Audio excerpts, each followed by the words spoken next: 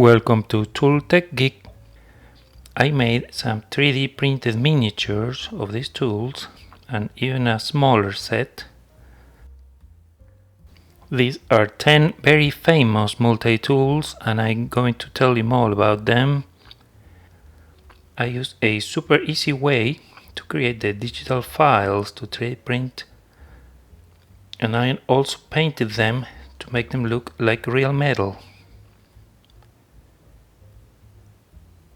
I picked 10 tools that represent how they evolved over time, starting from the Swiss Army knife. I'll go into more detail later.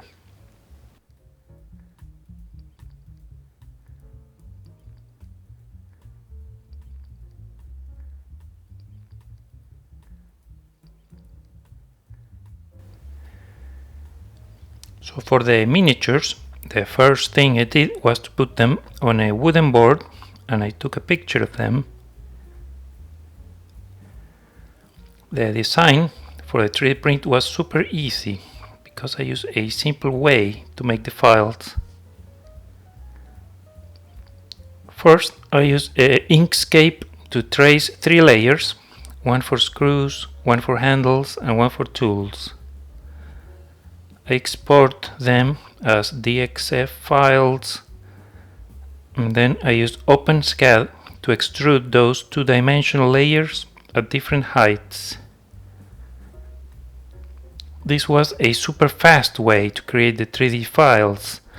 If you try to design them one by one, that could take forever, or a lot of money if you hire a designer. They didn't take too long to print. The video here is sped up.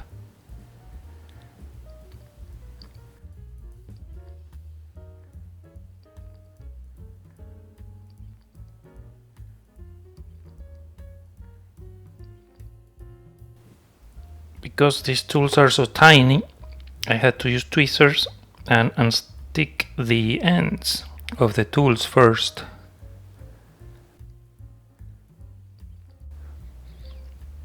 I use a permanent marker to color the Swiss Army knife and other tools.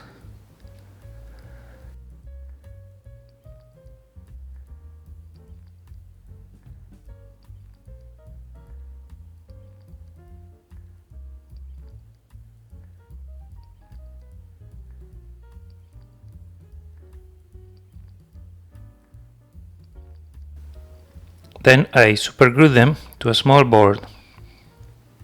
It was a sample of laminate flooring that you can get from Home Depot. Here's a comparison with the real thing.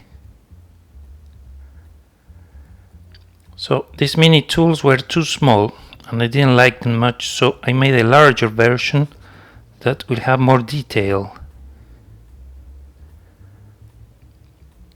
Again, I had to use a tweezer technique to lift them up.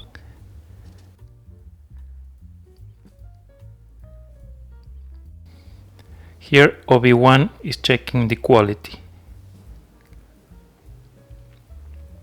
I also wanted to paint them and give them a nicer finish than the original plastic.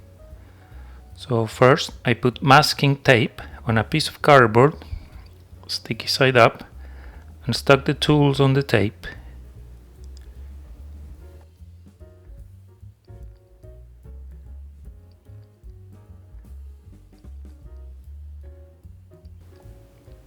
I sprayed a gray primer first.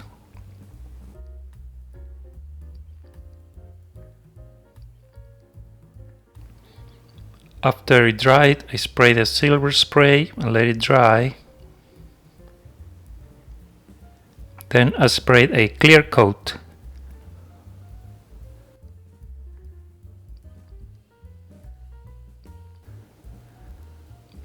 I did a wash with dilute black acrylic paint to darken the edges of the details.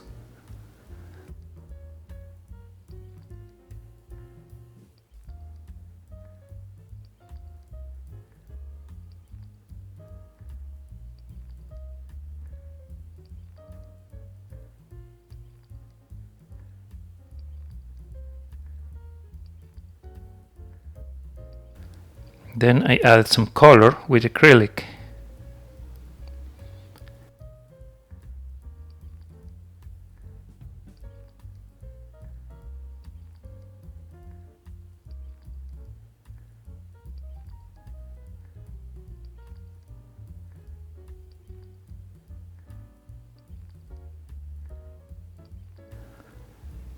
I used double-sided adhesive strips to stick the tools to a frame. These are reusable, so you can move them if you want.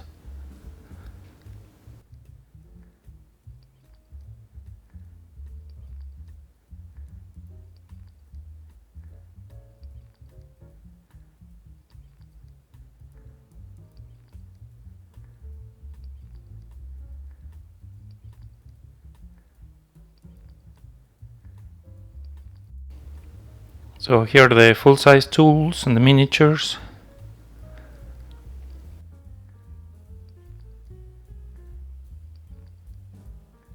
First one is a Swiss Army knife, which pretty much came first, historically speaking. This is a camper, but I forgot to extend the saw so it looks like a Spartan.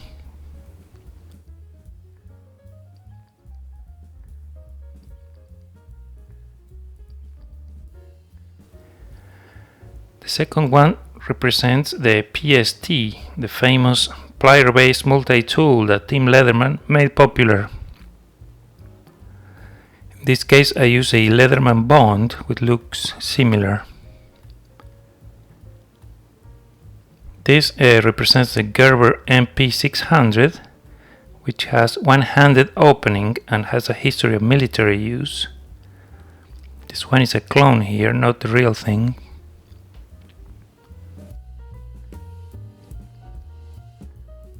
This one represents the shape of the Leatherman Wave, a very successful multi-tool that has 4 quick opening large tools and many others. In my case I put a Gordon, which is a clone from Harbor Freight. It has some small differences with the Wave. This one is the Gerber Suspension NXT. It has lots of openings in the frame that make it lightweight.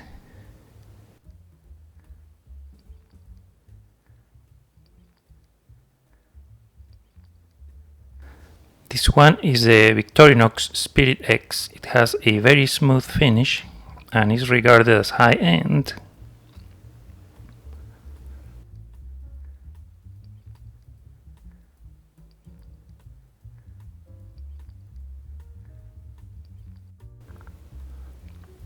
This one is the Leatherman Squirt Ps4, an example of a small keychain multi-tool.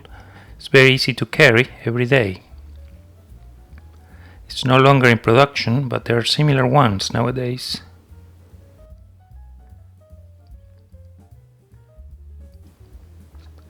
Next one is the Leatherman Skeletool.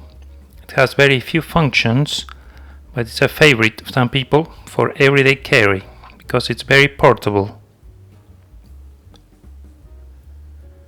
This is the SOG powerpint, very small but packed with functions and large pliers for the size. Also a favorite to carry at all times. Finally, we have the Roxon Flex, one of the most recent tools. It's modular and can be customized using quick change tools.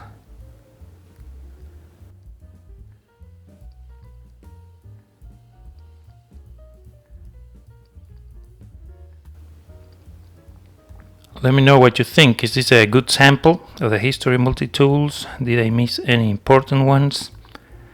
Please let me know in the comments, and thanks for watching.